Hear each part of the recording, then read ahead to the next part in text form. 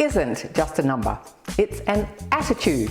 Hi, I'm Carol O'Halloran, the positive aging warrior, and welcome to Over 50 So What? Fun, fitness, wellness and inspiration. On this show we cover topics on mental, physical and emotional health, as well as other life stage issues we may have to navigate as we age. Today we discuss with Dr. Linda Swan VAD, or Voluntary Assisted Dying, which is now legal in most states of Australia. To help you get energised for the day, we have our fun 5-minute fitness segment in every show. And lastly, we're going to find out more about Biketober, encouraging riders of all ages to get on their bikes and maybe even win prizes.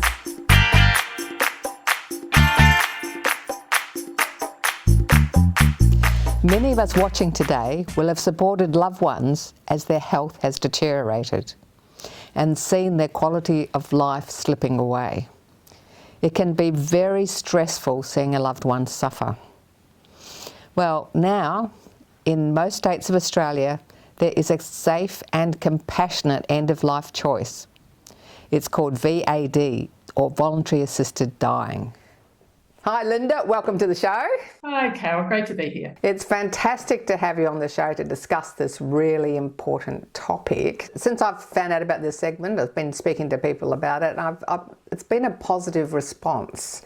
And it's also been revealing that people don't know anything about it or much about it. And I did see that your poll showed that 70 to 90% were completely supportive and felt compassionate for people who are suffering at end of life. So what's the story? You say talk to your healthcare professional, but isn't there an issue over talking to GPs and other practitioners at the moment legally?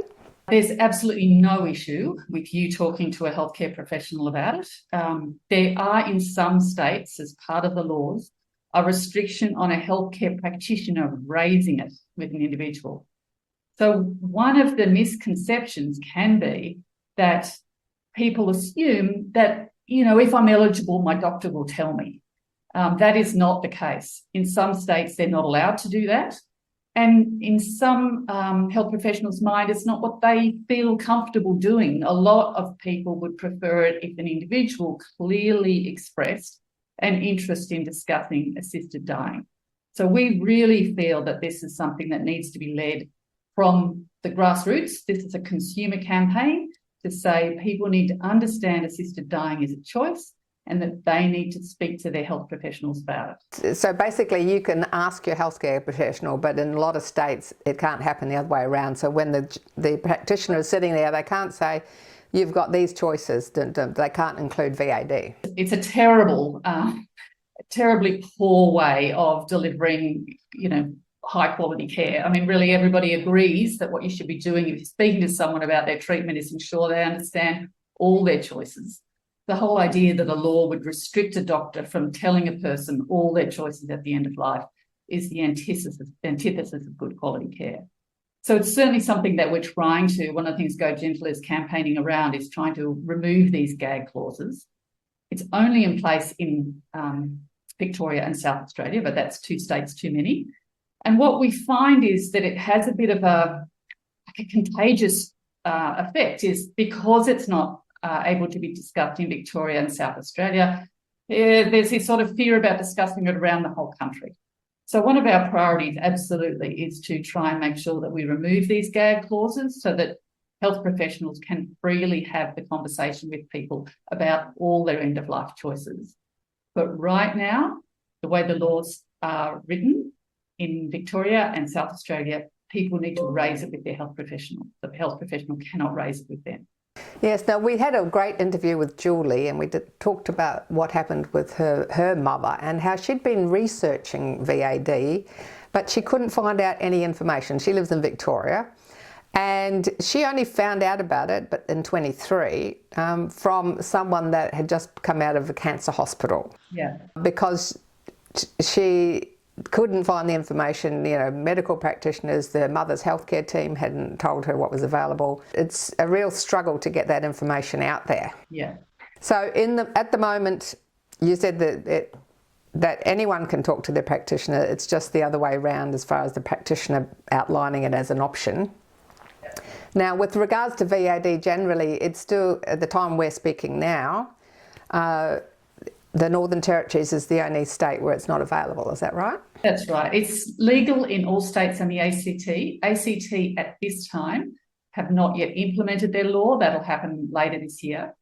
And there are signs that the Northern Territory is moving towards legislation as well. So we're in the not too distant future, we can anticipate that there will be voluntary assisted dying laws around all of Australia. And at that point, I would hope that we can start to work towards some consistency between the states. What happens when every state debated and negotiated a different set of laws is that there's small differences, but you know it's causing unnecessary confusion to what is a healthcare service that should be available to all Australians on an equitable basis. So tell us about the last 10 years. Mum had a rare form of melanoma for 25 years. And skin issues before that.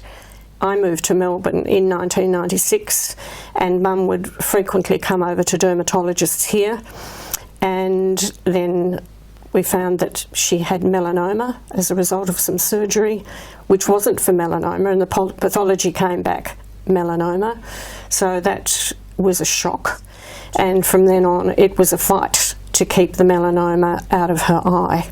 She was an incredibly healthy woman, loved her garden, very fit, very active, and so she just took it all in her stride, but it was a significant challenge, and the melanoma always was going to track towards her eye, and that happened in 2011. So the first surgery was 1999, and then it was 2011 when the melanoma had reached her eye, and there'd been some very confronting surgeries on the way through, and ultimately the eye had to be removed. I'll never forget that day.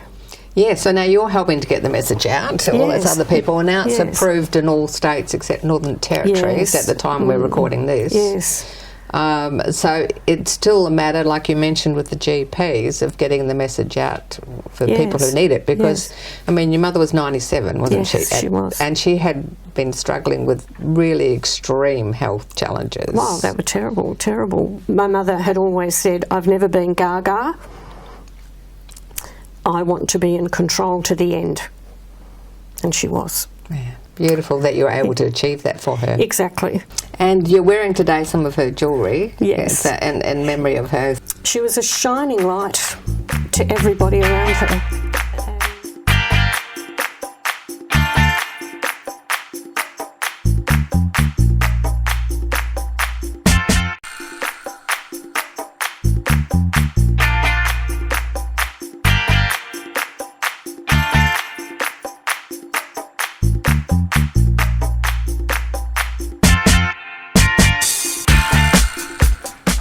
Welcome everyone to 5 Minute Fitness. Are you ready to get energised? We're ready to get energised, yes! Now we're going to walk on the spot, and while you're walking on the spot, just check the space. No dogs, no cats, no cords, no mats. Just check the space. Now we're going to be doing 4 side steps to the side. Just follow Faye. Follow Faye. We're burning up out here in the heat. 4 side steps. 1, 2, 3, 4. 1, 2, 3, 4. And back. 2, 3, 4. So what I meant to say was follow Faye if you're not quite feeling confident on standing on your feet. 1, 2, 3, 4. Now we're going to do 2 side steps and a gallop. Shuffle, shuffle, and 2 side steps. Shuffle, shuffle, shuffle. So Faye told me she feels like a horse galloping. 2 side steps. Shuffle, shuffle, shuffle. 2 side steps. Shuffle, shuffle, shuffle. Yes. If the shuffle is a bit challenging, just keep going to the 4 side steps. Okay. Here we go. Shuffle, shuffle, shuffle. 2. Shuffle, shuffle, shuffle. Last set. Shuffle, shuffle, shuffle. Okay. Now we go 1, 2, 3, tap. 1, 2, 3, tap. 1, 2, 3, clap. And we're going to roll the hands in between. 1, 2, 3, clap. That's it. This is my favourite kind of music. It's like a disco beat. Nice and upbeat and happy. And you're going to feel a lot more upbeat after doing this with us today. Now we're going to take this forward and back. Forward and tap, back. Tap, forward and back. Forward and back. Forward. Yes. Clouds are coming. Oh, the clouds are coming. Yay.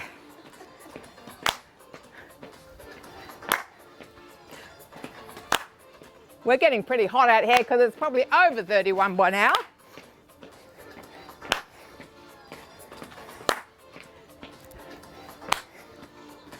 That's it. Last one. Take step touch, step touch, step touch, step touch, step touch, step touch, step touch. We're going to take a scoot with the arms. That's it. Scoot.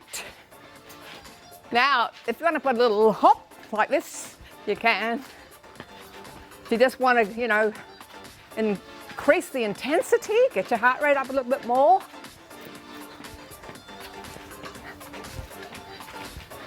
Hold it there. We're going back to the 4 side steps. Let's go. 1, 2, 3, 4. 1, 2, 3, 4. 2 and a shuffle. Shuffle, shuffle, shuffle. 1, 2, shuffle, shuffle, shuffle. 1, 2, shuffle, shuffle, shuffle. 1, 2, shuffle, shuffle, shuffle. Okay, last one. 1, 2, walk and tap. 1, 2, 3. Oh, it sounds like the 5 minutes is already over. Maybe not. Roll it down.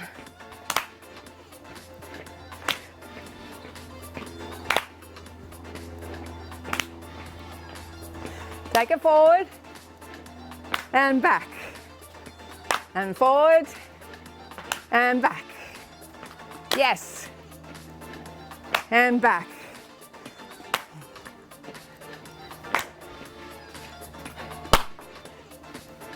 That's it. Hold it there, step, touch. Scoot.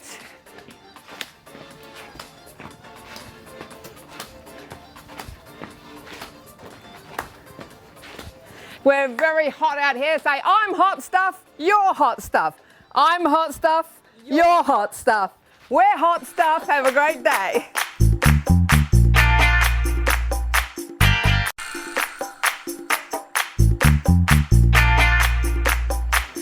Have you heard about Biketober? Everyone can take part. You can ride anywhere for any reason during the month of October, and you could win a $1,000 cash prize and a $4,000 holiday. It's to encourage people all ages to get out there on the bike. Vincent, Biketober is so exciting. How long have you been doing this with Kingston Council? Yes, I do. We're going into our 3rd year now and joining about close to a dozen other councils across Victoria in the challenge. So how many people have you got signed up tracking how many kilometres they're doing? So far we're up to close to, I think it's 197 as when I checked today, and already I think close to 50 of them have logged rides as of today, so it's very exciting. And today's only the second. Today's only the second, that's right. Tell everyone how it works, about how you get points to qualify for prizes, etc. Yeah, it's really simple. So you can ride for pleasure, for work, ride with the kids, ride with your parents, your grandparents. 1 point for each kilometer, and then 10 points if you ride during a day. So just get out, ride as many days as you can. And then if you encourage others to ride, if they're a regular rider and they say, oh yeah, Carol encouraged me, that's 50 points. If they're a new rider, it's 100 points. And it's for anyone, any level, right? Anyone, any level to sign up. It's free to join. You can join as a group, an individual, a workplace, a school. Can you tell us about some of the other events that are happening in Biketober? So we've got a few events coming up. Tomorrow we have one at the Mordialloc Neighbourhood House, and that's a bike maintenance workshop where you can learn all the basics of how to keep your bike maintained, how to fix a tire.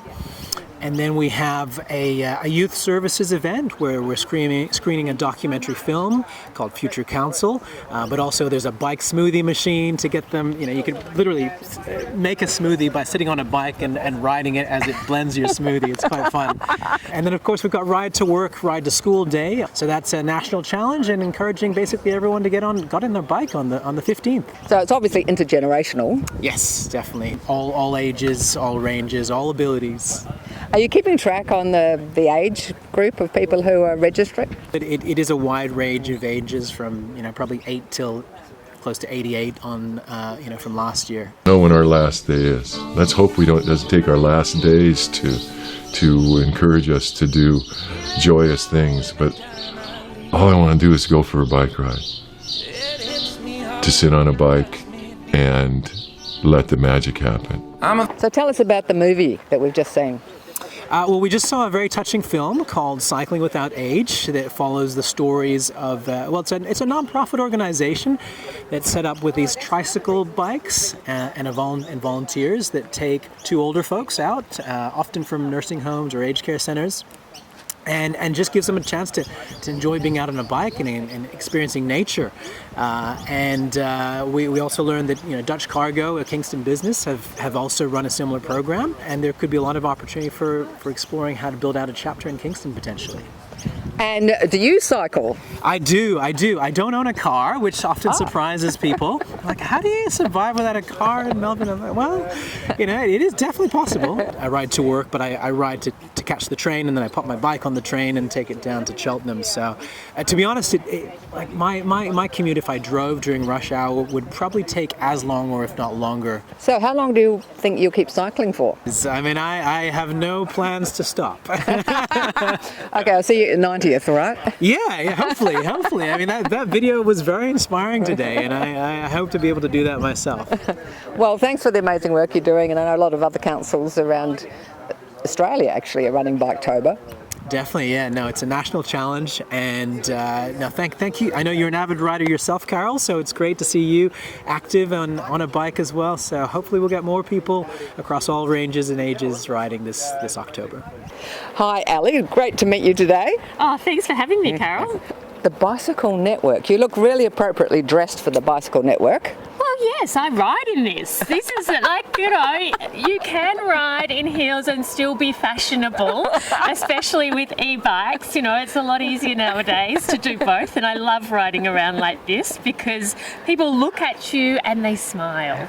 They think it's absolutely gorgeous. And I even had one person one day wind down their window, and I thought, oh, here we go. And this lady popped out and she said, I love your stilettos. Where did you get them from? So anyway, we started with a bike moment. So what is the Bicycle Network? Yeah, the Bicycle Network is a not-for-profit charity organisation. Our absolute North Star is to get more people riding regularly for their health and well-being. We're a health promotion charity, and we want people to get out on their bikes and be healthy. We know there are so many health issues here in Australia, and it's only growing. And by getting out on your bike and exercising daily, we can solve so many of those before they even begin. Ali, the Bicycle Network, I believe you do a lot of advocacy work too. We do, and that's how we achieve our mission to get more people riding. We know that people will ride if there's safe and connected infrastructure. So it's no good if there's a break in that infrastructure and it throws you out into traffic. People need to be able to get to A to B on a safe path or a safe street, and then they will ride and get out there and do it more often. So it's really important for us to work with governments and councils to get that infrastructure in place, and also a lot of road safety measures as well. So important that cars have safety, technology on them, and that they keep small. They don't continue to grow, because it makes it unsafe on the road. So there's a lot of advocacy work that we do to get more people riding bikes. Now you're dealing with a couple of issues around bikes currently. That's why you're heading off now to a meeting. I am. I'm about to go up to the Minister's office, Minister Williams, because there's a proposed ban of e-bikes on trains, and this will really penalise people with good, reputable e-bikes. There's no known instances of battery fires on bikes that would be compliant with EU standards, and they can't be penalised because there's cheap imports coming in, illegal imports that are the issue. So we're hoping to have a good outcome in the next month to ensure that e-bikes can still go on trains. Wow, good luck with that, because I'm a cyclist as well. Oh, wonderful. I don't have an e-bike, I'm still doing muscle power. Oh, well, that's fantastic too. All bikes, we love all bikes. So it's, important that they're there and they're available, and they're good quality as well. So tell us about, that was the advocacy work, tell us about the events that you run for cyclists. Yeah, so we run a number of events. We've got our bike riding events, so you might know us from United Energy around the bay, where we've got all different distances. It's the end of October. Coming into spring, people jump on their bikes and have a fantastic day on the bike, as short as 5 kilometres up to 220 kilometres. Then we do something called the Great Victorian Bike Ride. It's been around 40 years, travelling around Victoria from place to place, and this year it's on the Great Ocean Road. Then we do more challenging ones like Peaks Challenge in the event space, but we also run community programs. Ride to School is our program. We get thousands of kids on bikes riding, safe conditions, and we have things like Ride to Work Day, which is coming up in October, targeted to get more people commuting by bike. Yes, I think it's awesome, saving the planet. Absolutely, and it's so good for your mental health. I mean, there's not a ride you go on that you don't end up chatting to someone, because you're out in the elements, you're smelling the air, you're smiling. It's an absolute game changer. Good luck with Biketober, and let's see how many more thousands of people we can get into cycling. Oh, absolutely, and thank you so much for everything that you do too, Carol. Yeah, thanks for all your good work you're doing with the Minister too. Oh, absolutely. Let's hope we get a win. People at home, we're going to get a win today. I can feel it. Rochelle, I see you came and take advantage of Biketober. Tell us about Biketober. My legs are hurting already, and it's only the second day. No, that's probably from the Pilates anyway that I did yesterday. No, it's exciting. It's going to be a good month. So you're keeping track of all your miles? Yes, yeah. What's your goal? Did you take part last year? No, I didn't take part last year. I think my goal is probably to get on the bike more often. So you've cycled down here for a free bike tune-up? Yep, technically. Well done. Well, good luck with winning one of the prizes. Thank you very much. Biketober! And I hope you've thought about getting on your bike a bit more, or getting back on it if you haven't been for a few years. Be sure every October to check out cycling events around Australia, and check out the Bicycle Network for cycling groups near you, and other fun rides around Australia. Please contact Go Gentle Australia for more information on voluntary assisted dying. Guests can also be found on our website. Please connect with us on YouTube, Facebook and Insta. Be sure to hit notifications on YouTube and you'll never miss a replay. Age isn't just a number, it's an attitude. Keep energised with 5 minutes of fitness every day, and find something fun to do every day. I'm Carol, over 50, so what?